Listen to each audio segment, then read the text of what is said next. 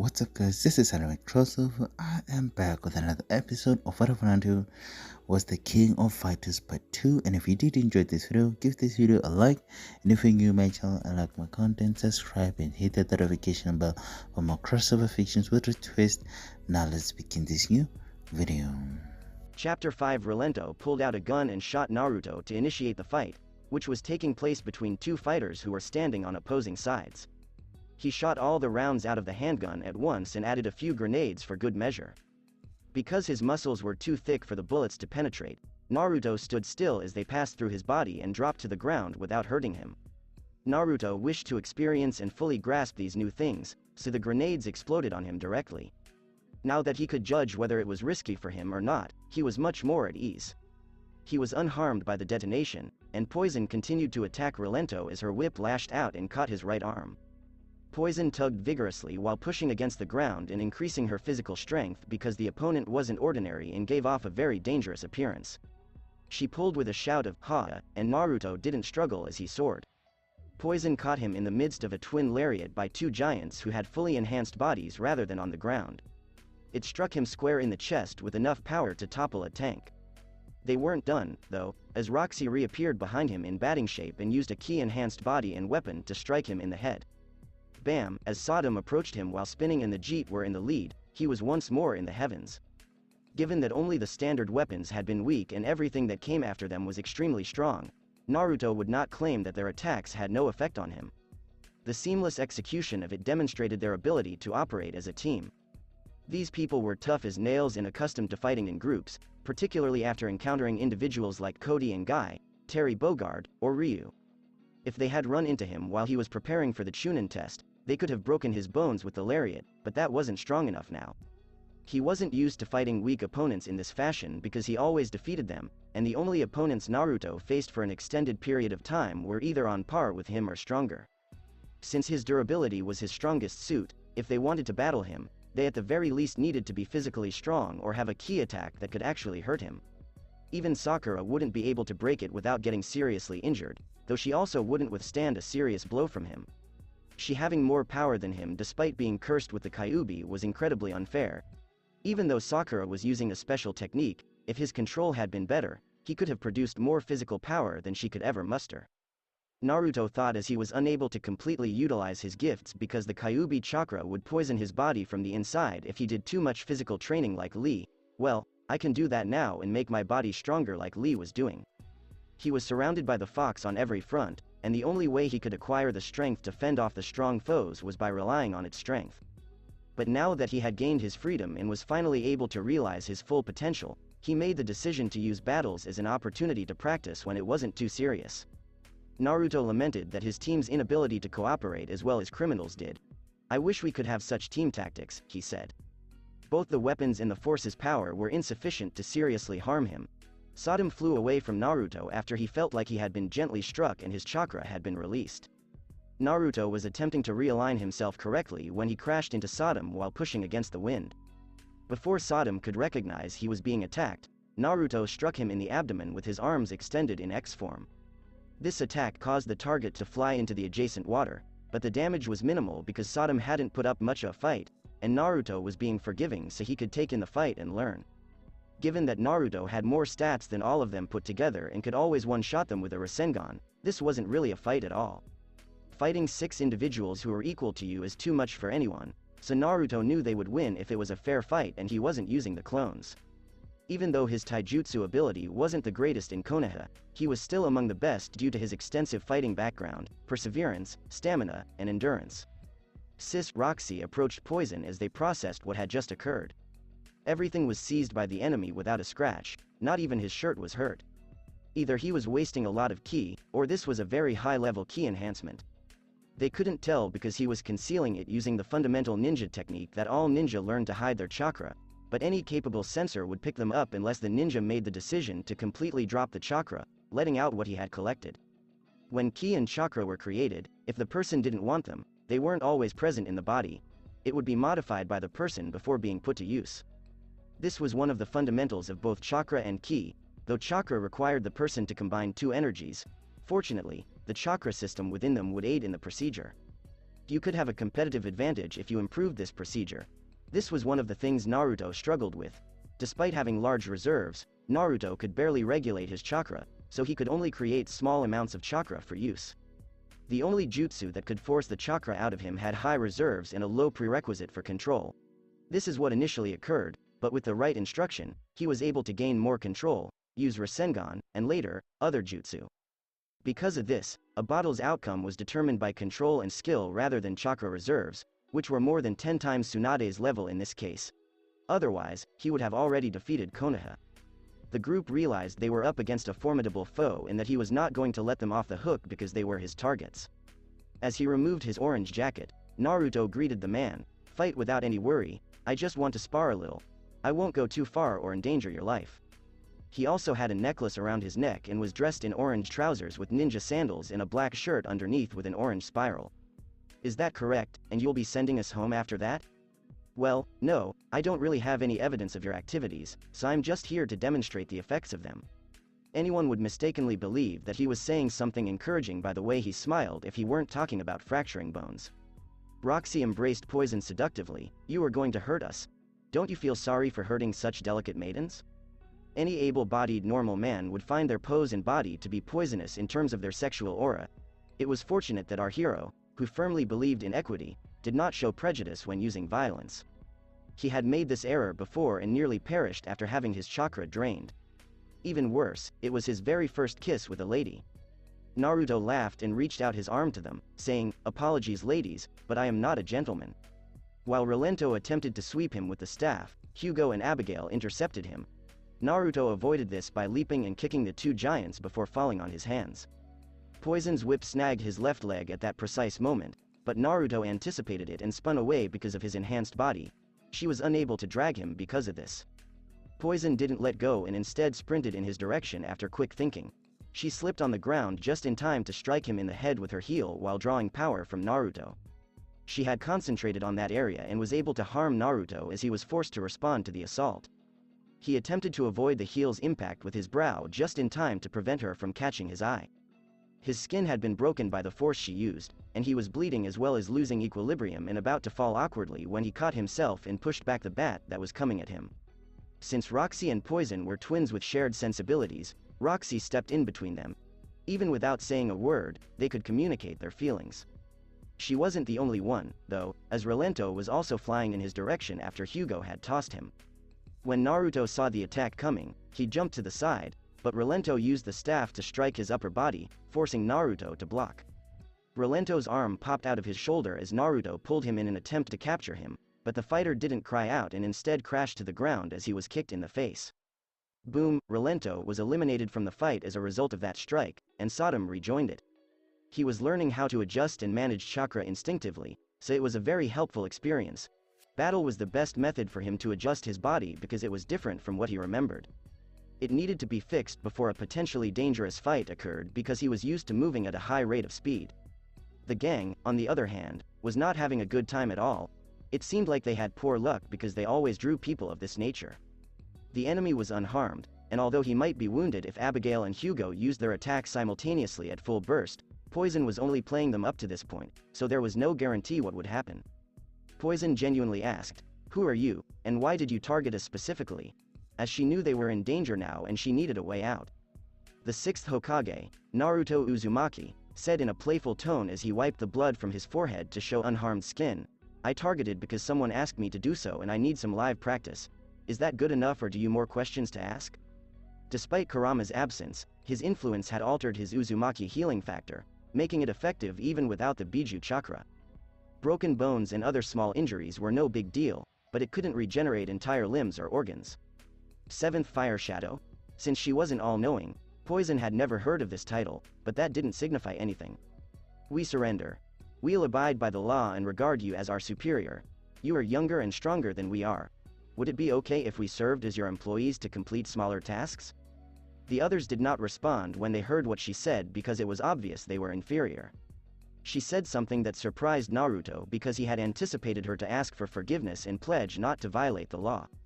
He could tell that there was no assault or strategy by looking at the two lovely women who were kneeling. Truly, they had given up for the time being. I'll continue to use you as sparring opponents in this manner. We don't mind. Fighting the boss will undoubtedly give our advancement a new boost. Battles help us grow. What are you going to do if I accept? Serve you however you like, boss. When Roxy joined in, they could see his face. Although he was still a young man who was influenced by attractiveness and power, their words and body language were effective. They weren't mistaken. Naruto liked the idea of being the boss and believed he required people right now to assist him in achieving his objective. In addition, it would be training for a potential Hokage job. Okay, I concede that this will not be what you anticipated. On your torso, I will engrave a seal that will indicate your location, Naruto said as he approached. They were terrified upon hearing those words because they knew that if they could transmit their precise position, they would never be able to escape him. Naruto was young and strong, so they could actually grow past their heyday with impunity and without fear for their lives. However, Poison took the risk because she saw an opportunity to grow more than ever. Even though he might not approve of them, they could show him various paths to the required authority. We approve of boss. I'll work for you day and night and never betray your confidence. She said those words in such a sensual way that even Naruto had to take a breath to settle down. He wasn't dumb or dense enough to misunderstand what she was saying. Naruto didn't need to be informed that she was a party animal because of the way she was outfitted. The need for that won't arise. You two attack me with all of your strength as we move forward right now. While directing his attention away from her alluring shape and toward the two giants, Naruto shook his head. After receiving the signal from Poison, they both rushed at him furiously. Together, they sprinted in his direction as the ki intensified. Together, they punched him, and the ki-clad hands strengthened one another. If Naruto had taken the blow at his current level, he undoubtedly would have suffered fractures. That was if he accepted it without responding, like a mannequin. His field of vision was obscured as those enormous hands slammed into each other. Naruto was only 1.8 meters tall, which was normal for Konoha residents but not much in comparison to the other people there. When they made impact, Naruto's chakra exploded as he took a position and punched forward. As his hand began to bleed from his exploding veins and his bones were fractured, Naruto muttered, "Damn." Since it was very energy efficient and made physical attacks much stronger than what the body could generate, he had tried what Sakura and Tsunade were doing. Although Lee was physically bigger than Sakura, Sakura's punch had more force. He was equally as powerful physically as Sakura, so it was the same for him. However, as Tsunade had previously stated, this required practice and cautious management lest you blow your insides or limbs off. Because of his caution, his hand is still in place, otherwise, it would have detonated. Naruto enhanced his eyes with a tiny amount of chakra while also maintaining it. Naruto turned his attention away from his injured hand and toward the warehouse, where the two had been launched into the air and slammed into some crates. Thank you, it was a nice workout. Poison and Roxy were surprised when Naruto turned to them and said with a smile before abruptly stopping. When Poison glanced back, she saw a girl wearing a black and red dress emerging from the rubble. She had black hair, red eyes, and red horns sticking out from the sides of her skull. She also had a scrolling black tattoo between her shoulder blades. Her attire was in the Gothic fashion. She had 3 sets of sidewalks, the longest of which dropped to her waist with crimson red ends that fell over her shoulders. She had straight, blunt bangs that covered her brow and 3 sets of sidewalks, one of which stopped at her eyes, the other 2 at her mouth. She kept the hair behind her horns short and styled in a bob, giving the impression that she once had longer hair that was the same length as her side tresses. How long has it been? I feel so sleepy. As the pair focused on the girl's horns, she murmured. She isn't human, so who or what is she? Demon. The demon, they say. Demon. Everyone else recalled those horns on Jin Kazama, the devil of the battlefield, but Naruto remained silent. While she had crimson horns, he had black horns and wings. How long has it been? I feel so sleepy. The girl murmured as Naruto closely examined her and the others exhibited dread. She emanated a powerful darkness, and despite her strength and apparent lack of threat perception, Naruto was very wary of her. Am I an enemy or not? Naruto's focus shifted from Poison, who felt like a hare trapped between 2 beasts, as he meticulously observed her. I detest this sense of helplessness and inferiority, the speaker said. In order to stay secure, Poison and the others retreated while remaining behind Naruto. The young guy stopped beating them and started defending them. They had no other chance of surviving because the demon was too powerful for any of them to withstand even a single blow. She had witnessed the one-sided massacre that took place at the site of Jin Kazama's rampage, which was captured on video and posted online. Armed forces personnel, Helicopters, fighter jets, and fighters all perished in one hit after being slain by him. Only one fortunate person was able to quell Jin's rage, and that person happened to be a top-tier South Korean fighter who ranks among the world's strongest combatants. Jin Kazama had vanished from view after ending his rampage with a beam strike from his horns that cut a trench through several blocks. He wasn't alone, of course. His father Kazuya Mishima also had a demonic side, though he was more in charge than his son. "Please allow us to at least flee. For her and her companions' sakes," Poison prayed. She didn't care about Naruto's safety, but she did care about her team because they were close, particularly her sister and Hugo.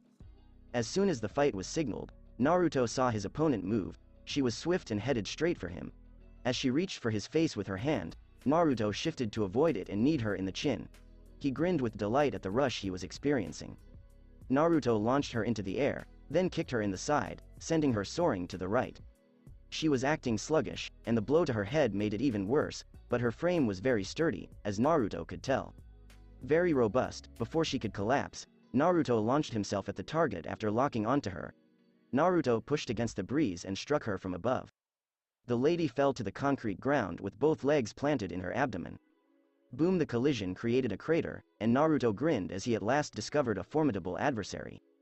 Naruto had learned to unwind and let go of the inner darkness during the training trip. He gained a lot of knowledge about the world, its issues, and its splendor. In this harsh environment, he adapted the ninja role and accepted his own path. He discovered the pleasure in being a warrior rather than a murderer. Although he may have been born a ninja, in their society, ninja were not assassins. They were masters of the ninja techniques, those who used dishonorable methods such as stealing, spying, and other forms of theft. Although assassins belonged to a distinct branch of the ninja, normal ninja were still capable of killing. Simply put, it meant they could avoid killing most of the time. There were the infrequent bandit missions, as well as times when they ran into adversaries while completing another job or defending a client. Naruto was one of the few ninja who murdered only very infrequently. He could count the victims on one hand, and they were all particularly evil. Sooner or later, his servant Kabuto and Orochimaru would be included on that roster. Jiraiya educated him on the cycle of hatred and showed him how to move past his past mistakes in order to achieve the admirable aim of bringing about world peace, which would unquestionably make him the greatest Hokage ever. Naruto had taken some time to comprehend the magnitude of the task, but as he witnessed the hatred and suffering, he was moved to actually assist those in need, particularly since he was familiar with the agony of suffering. More painful than physical anguish was spiritual suffering. In the final months of the journey, he discovered his vocation, learned to appreciate life, let go of all negativity, and even communicated with the fox, despite its continued behavior as a prison bitch. He was known as a battling maniac, a prankster, or a joker because he loved the little things in life. Because of how much he had transformed so quickly and how much he still looked like his father, everyone was shocked to see him again. Yes, during the second year Jiraiya had told him about his parents, and he had finally been able to resolve one of his life's mysteries. He was having fun, but he was still focused on his objectives. She was powerful, so obviously someone significant. Thought the attack might have hurt her, but she caught his leg, showing that it appears to have only sharpened her concentration. Naruto could feel her strong grasp pierce through his defenses.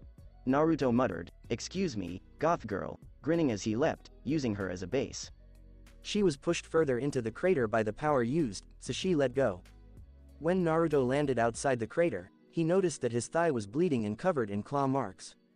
Her nails had grown out into claw-like shapes, and a foul, supernatural feeling dark energy coated them. It brought to mind the land of demons, where he first encountered Cheel and engaged in combat with the demonic dragon that would have killed him if Cheel hadn't used her abilities. "You come from the realm of demons, don't you?" As he covered his limb with chakra to protect it from any demonic infection, Naruto questioned. Eliza stood up and licked her paw as she yawned and blinked her eyes. She let out a sensuous "on" as she gulped down the blood, which led Naruto to believe that she may have just climaxed. Even though it was strange, it wasn't as offensive as the deviant he faced in the competition. That was repulsive. She appeared to have properly awakened, and Naruto could notice a shift in her aura and power. Her eyes also shone brightly with red light. Naruto focused on her, sensing her rapacious wants. "She is a vampire, Naruto. Stop letting her capture you." King ultimately made the decision to step in and sent slicing key blades Eliza's way with a snap of her thigh.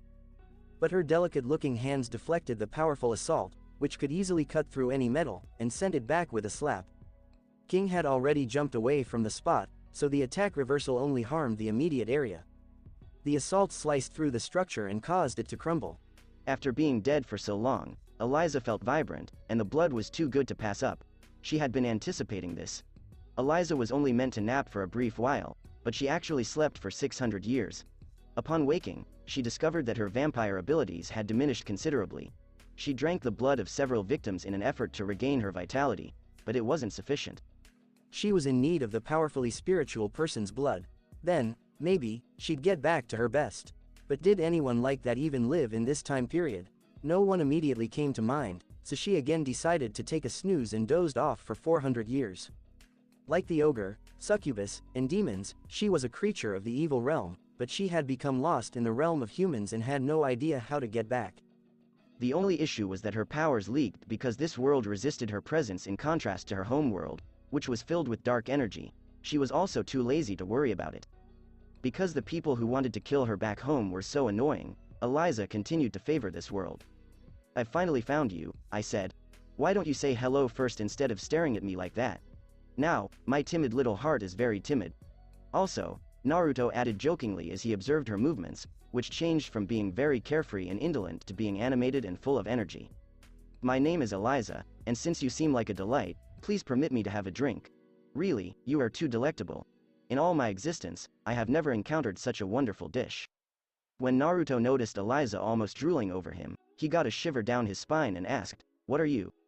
Eliza answered, moving at a blinding speed for everyone around here except for him, "I am a vampire." The air exploded and the earth shattered under her speed. Given how serious this was at this point, Naruto was compelled to use his clones to protect the others from harm.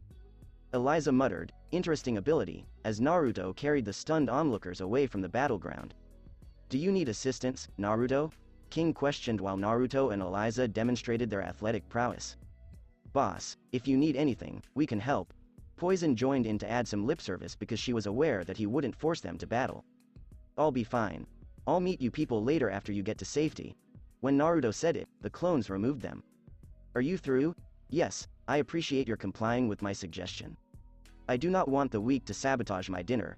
While his hands were in her grasp, Eliza grinned as her right leg went for his chin. However, he stopped it with his own leg, preventing checkmate. Her legs were incredibly powerful, Naruto realized as his body shook from the impact. With his current aptitude for chakra enhancement and his current rate of bodily development, she was physically stronger than him. Naruto was accustomed to facing opponents with higher stats, so even though her base was higher and her dark energy enhancement made things worse, it wasn't anything new to him. Eliza moved in for a headbutt but was stopped by him in a bear embrace. If she hadn't been crushing him and they hadn't both fallen to the ground as she mounted him, it would have been a beautiful encounter. "What's your plan of action? Aren't you afraid I was going to kill you?" "I don't understand your urge to kill, so no, I need you to be living because no one else can offer me what you have, and I need to reach an agreement so that your taste isn't ruined by despair. Is that clear? I give you life, and you give me food." Eliza commented with a lovely grin that she appeared to be both stunning and menacing. When Naruto looked into Eliza's fiery eyes, he realized that he could fight back. It wasn't impossible. However, before he could act, Eliza had her legs around his body like a python and was holding his head in a chokehold while her arms were trapped in her grasp. She nibbled his neck, sucking while he was immobile. When Naruto stared into her eyes, his movement was temporarily slowed by her aura. Oh, how foolish I was. Forgetting about his eye abilities just because he was in another universe, Naruto berated himself. Although Naruto anticipated agony, all he experienced instead was pleasure, which caused his body's resistance to wane. "I won't give." Naruto concentrated his chakra outside of his body with his thoughts, making it shine gold. This succeeded in pushing her away from him, and he swiftly created duplicates to handle her while he regained his composure. "She is physically too powerful for me, and when I'm fighting by myself, her combat abilities are better than mine. Even though my eyes are still the same, our speed has remained the same, and the body is unable to move any quicker. While in battle, Naruto could only move at a Mach 4 speed and could currently accelerate to a Mach 5 speed. Why won't you take into account my offer? I'm willing to spend time with you. Isn't that a privilege? Would you let me snooze for however long I need to get a drink?" As she used her darkness wave to eliminate the clones, Eliza murmured. Though it was very awkward, Naruto could sense her sincere yearning. Should he restrain her or not? "I have a feeling that she isn't evil, but if I left right immediately, she might be. They weren't too far from the city center, so Naruto had yet to engage her in a real fight for fear that things would get out of hand. Do you know anyone who can cross dimensions? She was powerful, and based on the way she spoke, Naruto chose to inquire about her age. Do you have any curiosity in dimensional travel? Then I can fulfill that wish because I am aware of two beings who are capable of doing so, but both are extremely dangerous and beyond your reach.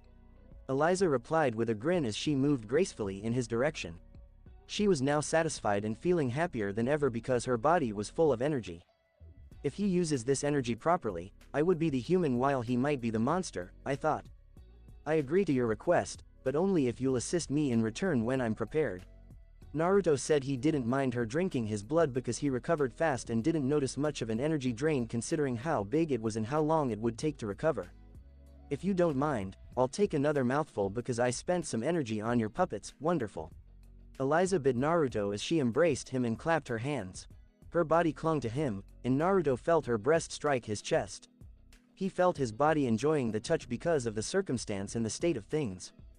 Eliza didn't pay attention to the sharp pain in her stomach because she anticipated it and because males occasionally climax violently. Could you please direct me to your quarters after saying, thank you for the meal? Eliza remarked as she moved away from him. After giving Eliza a nod and deciding it was time to go, Naruto guided her to a hotel that he had broken into because nobody was in the room. You're a thief, I thought you were a saint, Eliza mumbled while lying on the bed. Why do you believe that? I can tell from the flavor of your blood that it is pure and free of impurities. Since I am a shinobi, theft isn't a big deal to us. She reminded Naruto of his lust that he had forgotten about for 3 years because he was too busy, so he decided it would be best to remain away for the night. I see that may be the case. You have the option to exit. Tomorrow I'll locate you, or you can return the following morning. Eliza remarked as she drifted off to slumber, giving Naruto the impression that she actually led a contradictory life. She didn't want to slumber, but now that she is, it is clear that habits are difficult to break. Naruto murmured as he exited through the window and transformed into a bird, flying away. They had left Naruto to battle a foe so formidable that King was reminded of Rugal as she sat in her office, a tiny room within her business. If the giants hadn't been tending to their wounds while the girls remained in the office, the cramped space would have felt like a can of sardines. What are we going to do at this point, sis? None of them, with the exception of King, were truly concerned for Naruto when Roxy asked as she sat on the sofa.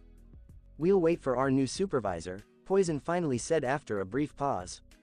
I assumed you were going to flee before he returned.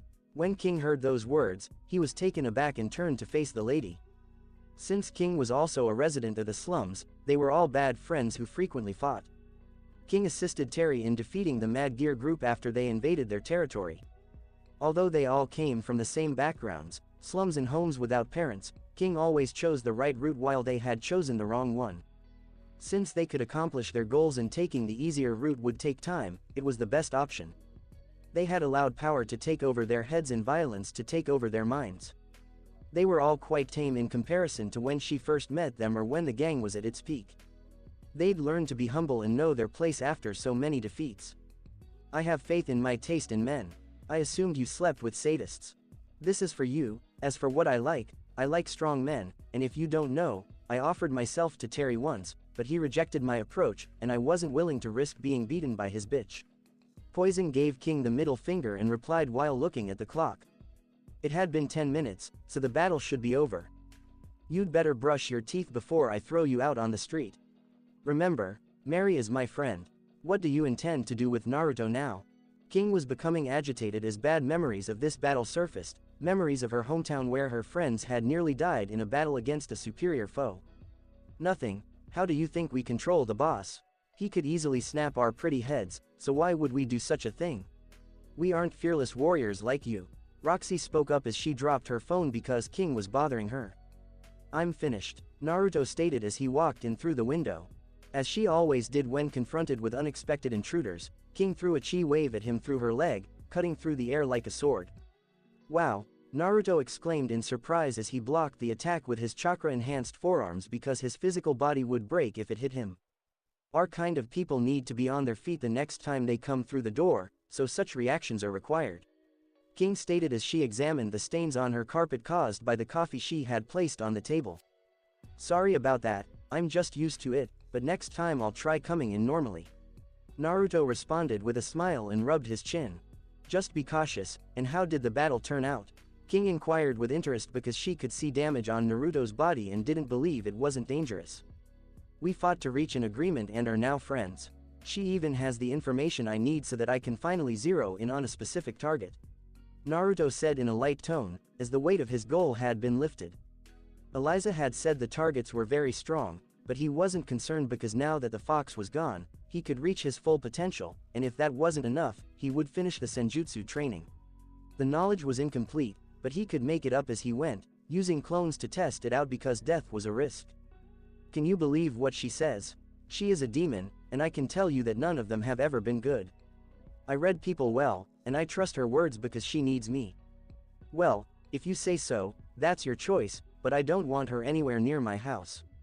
Naruto understood her concerns, so he said, no problem, but have you heard of her before? Her name is Eliza. I don't know her, but what happened to her? King said, trying to recall a name from this level of power. She's dozing off somewhere. Can I have some food because I'm hungry? Naruto responded by asking if he could feel his body weakening as a result of the hunger strike within his stomach. King was intrigued but didn't test her because she wasn't close to Naruto. Alright, wait here, King said as she walked out and ordered food for Naruto while sending a message to Chizuru, a Kagura clan priestess. She was a strong woman who could stand in the way of rivals like Iori Yagami and Kyokusanagi. Her clan was known for its sealing abilities and divination, so she assumed this would be of interest to her because a demon was never a good thing. 3 demons were already far too many for the world. King considered Akuma, Jin, and Kazuya. I hope she's doing well. King thought as she felt sympathy for her friend who was trying to get those 2 men to work together and put an end to the clan's ancient hatred. It was as if they were born to kill each other and couldn't fight the urge. Poison thought he'd talk to them now that King was gone, but it turns out he was too tired to care. I'll just put the seal on it now to make it official, and we'll talk about it tomorrow. Naruto yawned. His day had been exhausting. He'd awoken in a new world, moved around the city, fought 3 times, and carried so much emotional weight that his head was spinning. All right, Poison and Roxy agreed, standing up. Naruto felt his body heat up in this tired state as both girls stripped naked. You didn't have to do that, your hand would suffice. As his eyes drank up their body, Naruto said, all of this now belongs to boss, so we want to show it to you, and the seal, I want it here. Poison stated as she placed her hand beneath her belly button.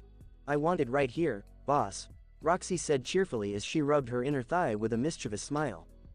Both of them worshipped power, even though they dominated others most of the time outside of intimate relationships. The battle and the events that followed had sold them on the idea of serving Naruto. He was strong, young, and attractive. His future body could be even better, and his powers could be much stronger. They would be his girls while he ascended. They could have whatever they desired in the world. Because of their personal desires and tastes, they were sexually attracted to him with such thoughts in their heads. These actions were intended to tease him and force him to act on his lust, but Naruto was not a stranger to the female body. He'd previously drawn seals on them, so this wasn't his first time. Naruto bit his finger and drew the seals with his blood, suppressing his wandering and tired mind, while the girls did their best to make it uncomfortable by moaning with each touch. I might have to whip them before they get too comfortable with me. Naruto finally fell asleep after finishing the seals and eating. He had filled his stomach and the fatigue had caught up with him. He hadn't slept a wink since entering this world, and he'd been through a lot. It was his first time in an unfamiliar place without a companion, and it caused some stress in his mind, which he chose to ignore in order to enjoy the experience and not reduce his efficiency, as worrying was pointless. I hope everything is going well for everyone. I'm curious what happened to Master. I hadn't seen him since we returned to Konoha. Do you know how Sasuke is doing? Naruto closed his eyes and a flood of thoughts flowed out. Sleep, there's no need to think. Naruto muttered to himself as he tried to sleep in a strange land far from everything he knew. A mercenary gang known as the Akari warriors had been invited to clean up the filth in the African jungles, in a country rife with piracy. The Akari warriors were not affiliated with any country and worked on dangerous missions all over the world on their own. They would accept missions to deal with regional issues and potential threats to countries. They were a force of order who refused to take on tasks that would result in chaos or the killing of innocent people, no matter the cost. The pirates lived in a violent world, but they should have known that there are monsters in these waters and that one day they would mess with something bigger than them. After analyzing their targets, the 3 mercenaries dashed forward, destroying the pirates' ships and bases while saving their own lives. "How long do we need to stay, Captain?" In a respectful tone, a man with a strong build and blonde hair wearing a hat inquired. "Until we are certain that the mission has been completed. We will not let even one slip through the cracks," Leona replied as she bit into her rations. "Oh, it's a good thing I'm here." When they heard a voice, they took a defensive stance and turned to face the man.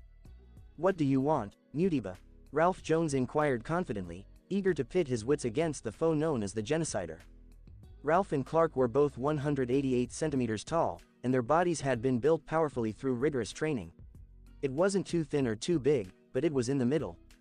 Clark was the quiet one, while Ralph was the most animated. Ralph was dressed in a white shirt, camouflage pants, and a red bandana over his head. He was wearing a bulletproof vest and had guns and bullets strapped to him. Clark, on the other hand, was dressed in a blue shirt and camouflage pants, complete with guns. He was wearing sunglasses and a hat. "Don't get your pants together and chill. I'm here to personally invite you to the next KOF tournament." Mutiba responded while maintaining an unwavering gaze on them. Mutiba was a notorious Congolese blind mercenary. Togo Tamari hired him to represent Awami Heavy Industries as an affiliated fighter in the Kengan Annihilation tournament. Mutiba was a tall, muscular black man with whited-out eyes and numerous tribal tattoos covering his entire head and body. He was dressed casually in a green jacket and shorts. Leona's heartbeat quickened at the mention of the tournament. The previous one had not gone well for them, and she was afraid that something worse would happen this time. "Why am I feeling this way? Does it run in my family?" Leona was unique, and not in a good way, so when this sensation arrived, she was concerned. "We'll be there, so you can go now." Clark stated that he knew Leona disliked Mutiba because he treated women like sluts who should be waiting to satisfy his monstrous appetite and only respected those with strength. He was a mercenary, but he had no code of honor and took any job. Luckily, he was contracted to someone who kept him on the fringes of the law, or they would have killed him already. Mutiba smiled as he heard those words. He had chosen to come personally because his master could have sent someone else. "She's still as feisty as ever," Mutiba reflected as he felt her presence and saw the bloodlust hidden deep within her soul. He knew she was a monster, and it excited him. He wanted to seize her when she was at her most ferocious. "But I'm not ready. Unfortunately, the dream will remain a dream at this rate. I'm leaving now, so take care," Mutiba replied as he walked away, touching his chest, where Leona had left scars years before. The battle had taught him that he was not invincible and had introduced him to a whole new world. "I hope the yin-yang reactor is ready soon so that I can participate." The mighty push. "No," Naruto screamed and jerked awake with a start. He looked around and realized he was sleeping in the room King had assigned to him. Naruto adjusted his breathing and considered what he had just felt. "Wait, what was that? What exactly is the attack, and why am I reacting in this manner?" When those words were spoken, it felt like everything had come to an end. Naruto reflected as he placed his hand over his heart and felt the strong beat. Because of his sudden movement, Poison and Roxy were about to be lost in his thoughts. "What happened, boss?" Roxy inquired, her eyes sleepy, as her naked body hugged from the left and Poison hugged from the right. "What are you girls doing?" he asked, only now realizing they were naked. "We were having trouble sleeping last night and decided to snuggle with the boss to see if we could sleep. It worked wonders, and I had a restful night's sleep as a result." Poison responded by putting her hands inside his shirt and touching him. "Next time, don't do it without my permission, or I'll have to do things I don't want to do, and you won't like it either." Naruto warned because he could see the naked seduction attempt from afar and they were throwing it in his face. "But sis isn't lying, boss. You truly are the best person to cuddle with," Roxy said somberly. "Try asking the next time." Naruto muttered lightly as the dream messed with his head, and when he stood up, he discovered that they had removed his underwear. Naruto took the underwear thrown to the side and went to the toilet because he had morning wood due to these two seductresses touching his body too much and playing with him while he was besieged by the dream world. He was not the type to wake up before his time unless there was an impending danger. They had no evil intentions and were sleeping, so he hadn't awoken either. "Are you all right, Naruto?" King walked in wearing jeans and a purple t-shirt and asked as she looked him over, noticing his state of undress. She was not judgmental and was well acquainted with the two girls. "Girls, If you do this again in my house, I'll put you to bed with the fishes. She's going to kill us, boss, I say. Roxy acted silly and hugged Poison. Sorry, we will take your advice. Poison decided they'd had enough fun and stopped teasing them because she didn't want Naruto to push them aside. I'm fine, I was having a nightmare. Sorry for the inconvenience, Naruto muttered calmly as he regained his composure. Going naked wasn't for him because he'd fought before without his clothes. He'd also fought naked women who tried to distract him with their weapons, but this man was as strong as a mountain. There is nothing wrong, everything is fine. I have no vision of the future, so it should be a nightmare brought on by stress. Is that correct? King stared at him, knowing it was something bad from past experience, so she didn't push him because he might erupt in such a fragile state. It's already afternoon, so get ready and come on over to eat lunch. King said as she walked out, leaving simple clothes for him because she didn't see anything with him and didn't want him stealing while he was with her. Naruto nodded and decided to refresh himself in the cool water. Sis, his body is fantastic, you'll have to help me control the itch or I'll attack him. Roxy said mentally while holding Poison's head. We're going to hold each other back. Poison responded while kissing Roxy on the lips passionately. They were both open about their sexuality and had been sleeping around since they were 16 years old. They slept with their teammates because, unlike normal humans, they could satisfy them, but if they wanted to attract Naruto, that would be a huge mistake. No man, unless he was a cuck, would allow his women to sleep with other men. They could tell Naruto didn't judge them for their actions because he hadn't said anything disparaging about them, but that didn't mean he accepted it. He appeared to be a nice guy who believed in love and would likely treat sex as a special thing between lovers rather than something casual. Poison could easily tell, or he would have pounded them with his long, hard rod right now because they looked irresistible. At least he's not Ryu. Poison imagined a man who had no sexual desires and only lived to be the strongest. While Naruto was relaxing in the Kengan Association HQ, Japan's tallest building, the current boss was watching various fighters from around the world. The Kengan Association was made up of high-level businessmen from all over the world, and the chairman was chosen every decade. The Kengan Association held fights for business rights, properties, and other items using hired fighters. It gave them a much greater rush and excitement than gambling. However, they all followed the rules of the Muram Association, which was the regulator of superhuman beings in this world and whose members were very powerful clans. They ensured that fighters did not cause conflict within a city beyond the ring, commit massacres, or violate laws. Muram would have dealt with Mad Gear sooner if Naruto hadn't intervened because they didn't go around touching small things. Do we invite him, sir? A large man of Zangief's size asked politely while dressed in a black suit. Not yet, he lacks a team and does not qualify to go solo. An elderly man with a frail appearance but cruel eyes muttered as he watched the video of Naruto fighting Mad Gear and Eliza. They had eyes everywhere, so when a battle was noticed, people began filming it. This fight was already on the official website, and Naruto's popularity was skyrocketing. People thought his victory over Zangief was a fluke, but they were proven wrong because the fighter was even stronger than expected. Should we give him advice or just ignore him? The large-built secretary inquired. Give him an invitation to that tournament in Bangkok, and we'll see a lot more of him. We might even see if he's good enough to go solo like Akuma and Jin. The old man grinned broadly as he imagined the fights. He was a fight fanatic, and there was nothing he desired more than a good fight. Sir, are you certain you want to invite those two demons? The man inquired with concern and some bloodlust, as he was the hound who hunted down his master's targets. He was the Fang of Metsuda, a fighter chosen from thousands of elite fighters. He was the elite of the elite, a battle beast who had won the previous 5 Kengan tournaments. They are, of course, the main course. I want them to fight and demonstrate a true battle to me. The elderly gentleman responded. The man nodded, his body trembling with repressed excitement, and walked away to make the necessary arrangements and leave his master to rest. Did you make this yourself? Naruto inquired as he noticed the breakfast. Yes, I apologize if you were expecting something spectacular. As she took her seat, King replied with a smile. They were in her apartment, which was only a few blocks away from her bar, and she let Naruto use the extra room she kept for guests. No, it's one of the best I've seen. You have no idea how much cooking I had to put up with. Naruto exclaimed as he sat down and dove in. King was surprised by his words because it was just a normal breakfast for her, but he had eaten some terrible food, according to his words. It convinced her that he was from the mountains, where he underwent rigorous training and ate normal or strange food. While the truth was that Naruto didn't eat a good breakfast because the store employees didn't like him and he didn't like shopping for things. It was a painful experience, and he didn't want to go through it while people stared at him as if he were a maggot that needed to be burned.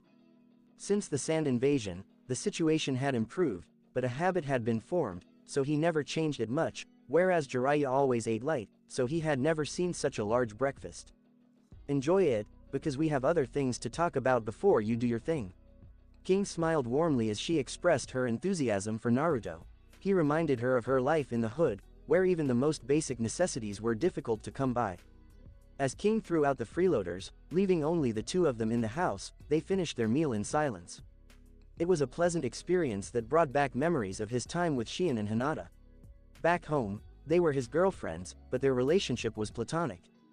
Monogamy was not a thing in the ninja world, people married as they pleased and no such laws existed, so Naruto's sense of relationship was formed accordingly. If you liked someone, you should be together, but Naruto had never actually fallen in love.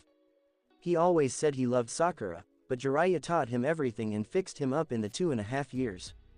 Jiraiya was more than just his master, he was his father and the only person who mattered more than his own life.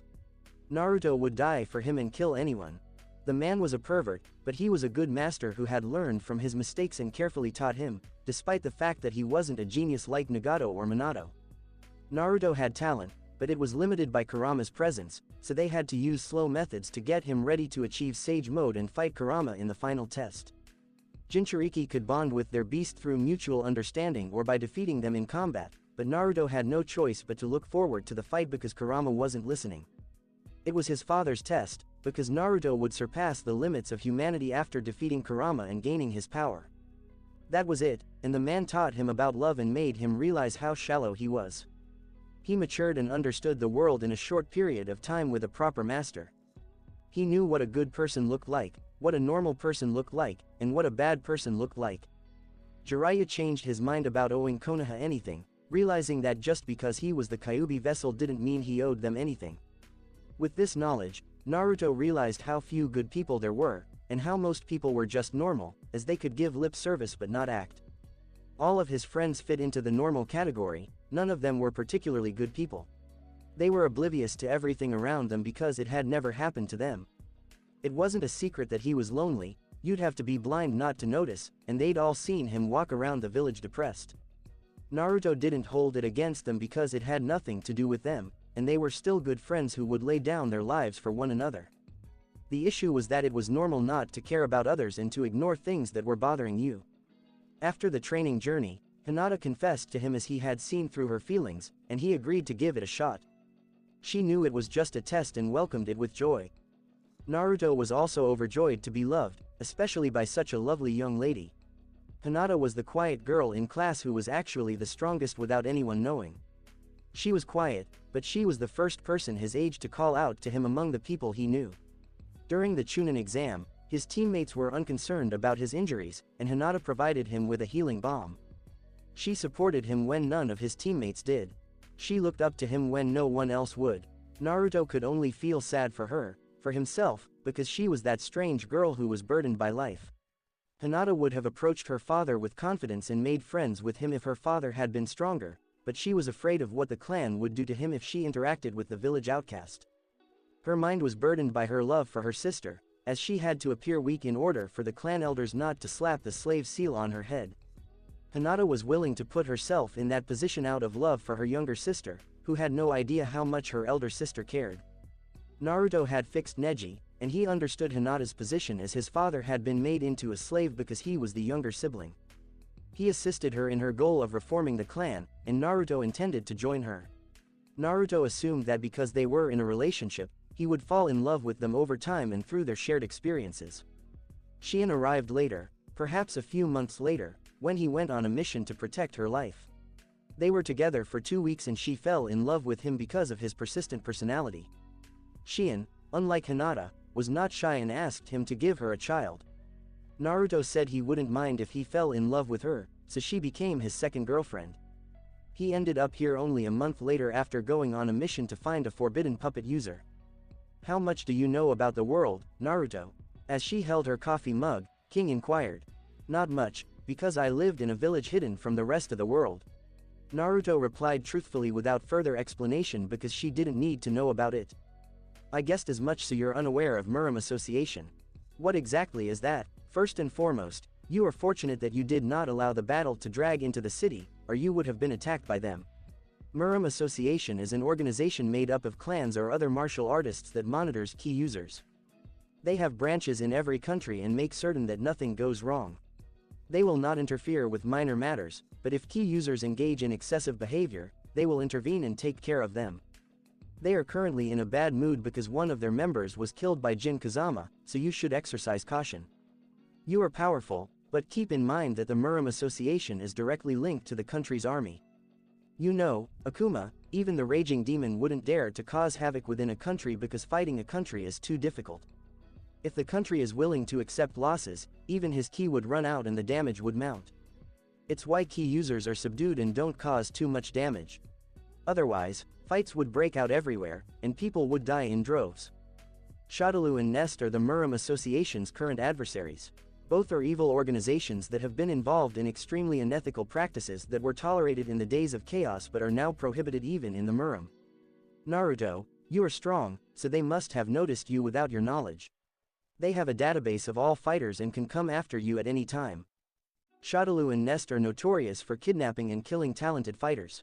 For the time being, Nest appears to be more interested in Kyokusanagi, but who knows what they will do, so I just want you to be cautious. Even though you appear to have a powerful healing factor, the last move that injured your hand was extremely careless. Just because you don't see a powerful enemy doesn't mean he isn't there, so you should never, ever weaken yourself. This is how I've lost friends. King spoke slowly and carefully so that Naruto did not make the mistake of fighting against the force of order or taking it easy and being defeated by the force of chaos. Is no one going to look after them? Where do they mostly operate? The Muram is pursuing them, and some countries are attempting to destroy them, but they have yet to achieve significant success because both of these forces operate in the shadows. Their bases could be anywhere from the middle of nowhere to bustling cities. They primarily operate in China, Japan, Thailand, India, the United States, Russia, and Australia. King responded as she raised her head from her coffee. Are you sure you want to fight them? King took note of his expression. They don't sound good from what I've heard, so if I come across them, I'll deal with them, and if they have fighter databases, they must have databases on all kinds of abilities. If at all possible, I'd like to break into their base. Naruto stated with a puzzled expression.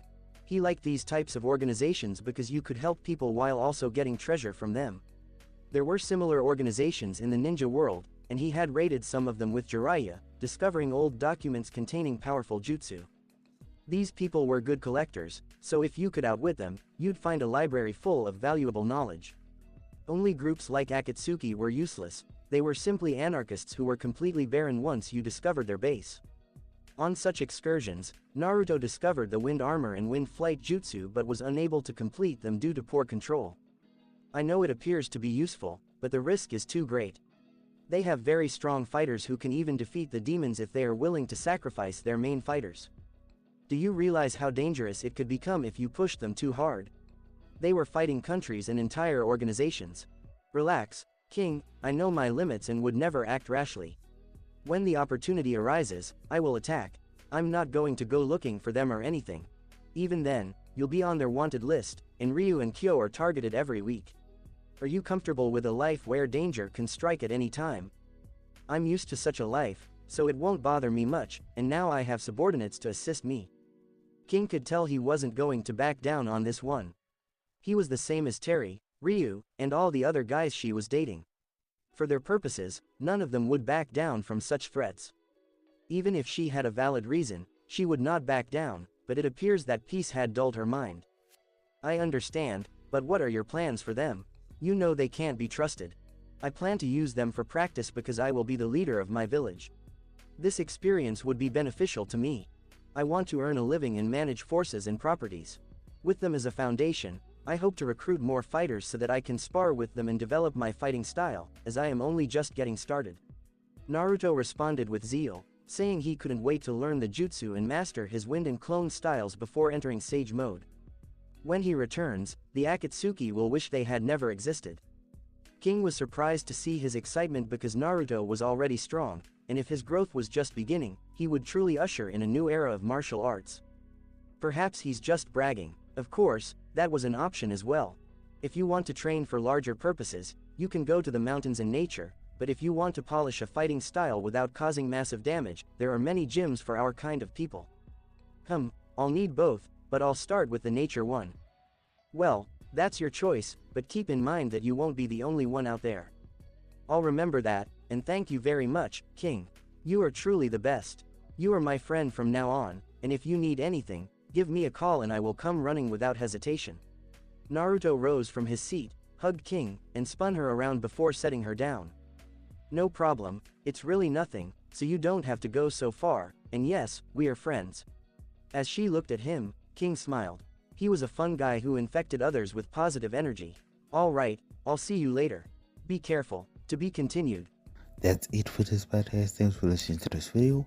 If you did enjoy this part of the story, like, share, and subscribe for more. And thank you all for helping support and have a great day.